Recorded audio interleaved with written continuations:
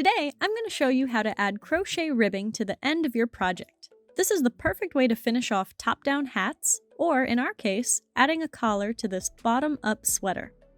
I've got my neckline edge here, and I'll start with the wrong side facing me like this, so not the right side. And I can insert my hook into any stitch, make a slip knot in my new yarn,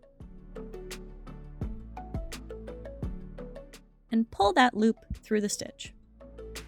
And I can start chaining the width that we want our ribbed collar to be.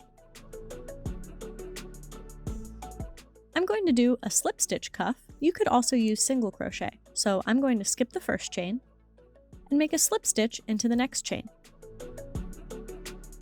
Again, insert my hook into the next chain and make a slip stitch. I'm going to continue slip stitching down this little chain and making sure that my stitches are on the looser side. And I'm working back down towards my main piece where I fastened on. And when you work into that last chain where you fastened onto your project, you can anchor down this little nubbin here by working a slip stitch into the next stitch on your project. And there's your first rib. Now that slip stitch I just made, you can kind of think of as a turning chain. So we can turn our work and kind of bring your working yarn to the back. So you can start working into the back loops of your stitches from the previous row.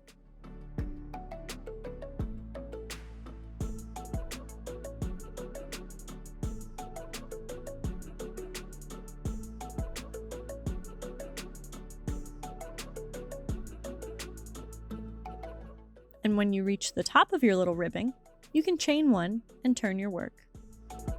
And again, work into the back loops of every stitch from the previous row.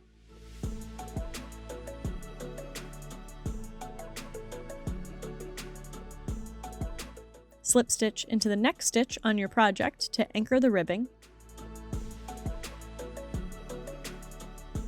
and turn. Continue like this for every stitch of your piece. And when you get to the end, you may want to seam your ribbing in the round, and that'll look like this.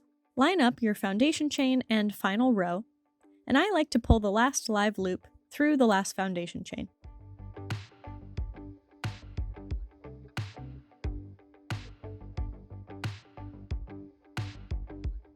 Then, you can slip stitch seam the foundation chains and back loops of the last row together.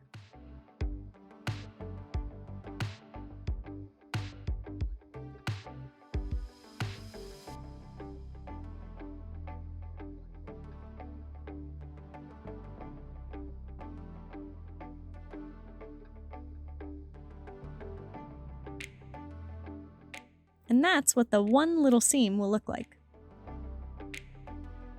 And just like that, we have a perfect looking ribbed collar that matches our sleeve cuffs, even though we started with them and finished with the collar.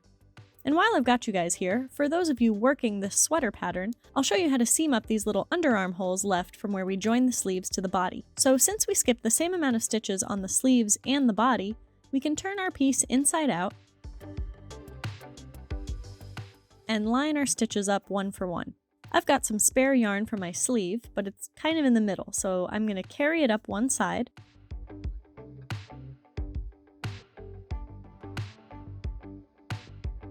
And I want to really make sure I don't have any gaps in the corners, so I'm going to pull my seaming yarn through this last stitch here in purple and treat that as my new live loop. I'm going to chain one and turn to get my work heading the right way. And now I can slip stitch seam one for one my chain spaces and single crochets together.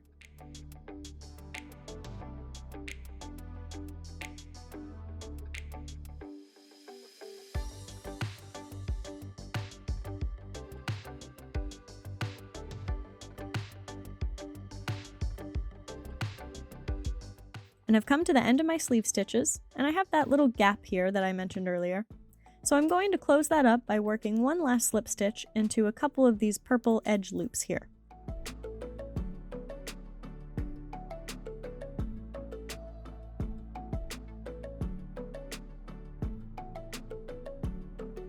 There you have your perfect underarm seam.